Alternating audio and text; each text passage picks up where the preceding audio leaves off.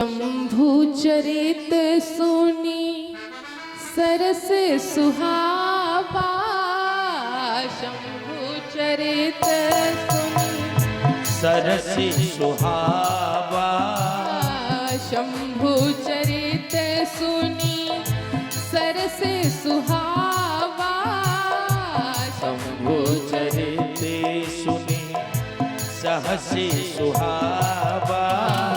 भरद्वाज मुनि अति सुख पावा, ओ भरद्वाज मुनि अति सुख पावा।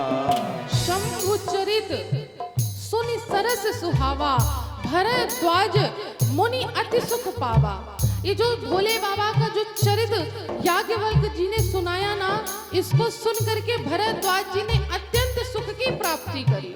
उनको बड़ा आनंद आया, बड़ा सुख प्राप्त हुआ भोले बाबा का यह प्रसंग सुन करके, यह कथा सुन करके। और एक निवेदन करें कि जिसको राम जी की कृपा प्राप्त करनी है, देखिए हमने शायद पहले दिन की कथा में भी निवेदन किया था कि जिसको राम जी की कृपा प्राप्त करनी है उसको शिव जी की शरण में आना पड़ेगा। जो शिव जी की शरण में नहीं आएगा उसको राम जी की कृपा प्राप्त नहीं हो सकती। ये हम नहीं कह रहे हैं, ये गोस्वामी तुलसीदास जी कह रहे हैं। क्या?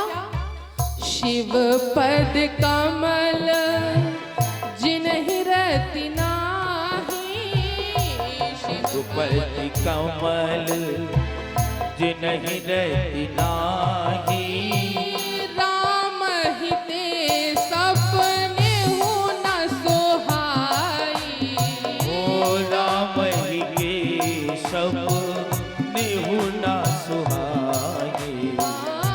राम हिते सपने हो न सोहाई, ओ राम ही के सपने न सुहाई। शिव पद कमल जिन्हि रति नाही, जिसकी शिव जी के चरणों में निष्ठा नहीं होगी, भक्ति नहीं होगी, उसको राम जी सपने में भी प्रेम नहीं कर सकते। अगर आप सोचिए कि हम केवल राम जी का भजन करके राम जी को प्राप्त कर लेंगे तो ऐसा संभव नहीं। आपको पहले शिव जी की शरण में आना पड़ेगा, अन्यथा गोस्वामी तुलसीदास जी को राम जी की कथा प्रारंभ करने से पहले भोले बाबा की कथा लिखने की क्या आवश्यकता थी?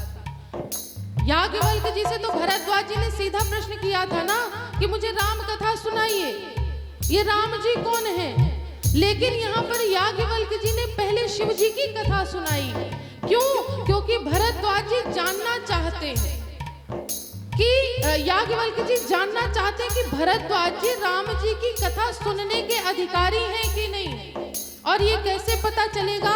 अगर भरद्वाज जी ने शिव जी की कथा को अनुराग के साथ, प्रेम के साथ और भाव के साथ श्रवण कर लिया तो ये समझ जाऊंगा मैं कि ये राम जी की कथा सुनने के पात्र हैं। इसलिए याज्ञवल्क्य जी ने पहले भोले बाबा की कथा सुनाई है और कहा याज्ञवल्क्य जी ने कि भरद्वाज जी, राम जी के भगत होने का एक यही लक्षण है। कौन सा लक्षण है? बिनु छल विश्व नाथ पद नेहु, बिनु छल विश्व नाथ पद नेहु, बिनु छल विश्व नाथ पद लेहु, बिनु छल विश्व नाथ पद नेहु, राम भगत कर लक्षण एहु, ओ राम भगत कर लक्षण एहु, राम भगत कर लक्षण एहु, ओ राम भगत कर लक्षण एहु। याज्ञवल्क्य जी कहते हैं कि राम जी के भगत होने का एक ही लक्षण है कि शिव जी के चरणों में उसकी निष्ठा होनी चाहिए।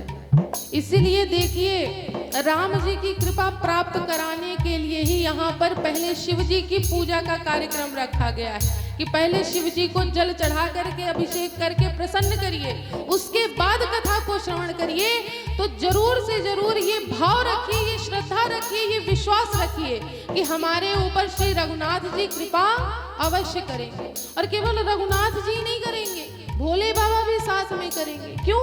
क्योंकि आप उनके आराध्य की कथा सुनने के लिए आ रहे हैं। तो एक साथ आपको दोनों लोगों का सानिध्य प्राप्त हो रहा है, आशीर्वाद प्राप्त हो रहा है। याज्ञवल्क जी ने कहा कि राम भगत का यही एक लक्षण है, जो विश्वनाथ जी को भजेगा, भोले बाबा को भजेगा, वो राम जी का भगत कहलाएगा।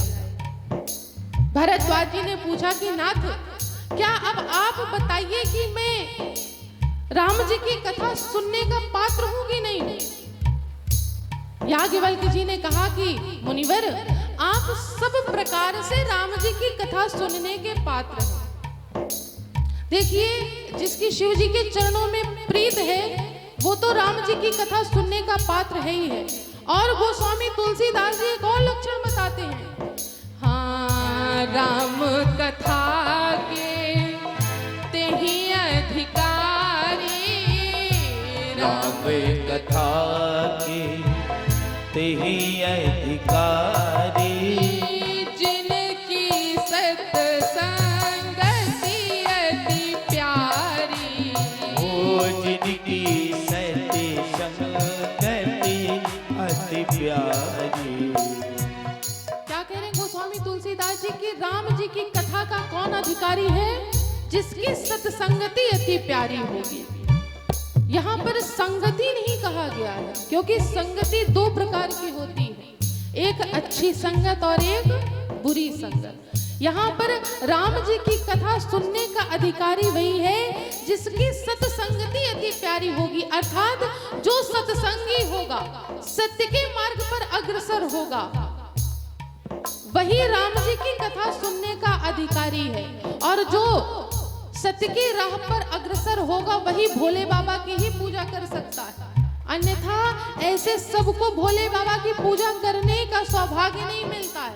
जो धर्म के मार्ग पर अग्रसर होगा, सत्संग के मार्ग पर अग्रसर होगा, वही ये सब आयोजनों में भाग ले सकता है। ऐसे सब कोई सोचते तो बहुत लोग हैं करने के लिए, लेकिन कर नहीं पाते, क्योंकि अभी उनकी वो संगत नहीं मिली, अभी वो सत्संगति में नहीं आए। ये गोस्वामी तुलसीदास जी कह रहे हैं कि राम जी की कथा सुनने का अधिकारी वही है। भरद्वाज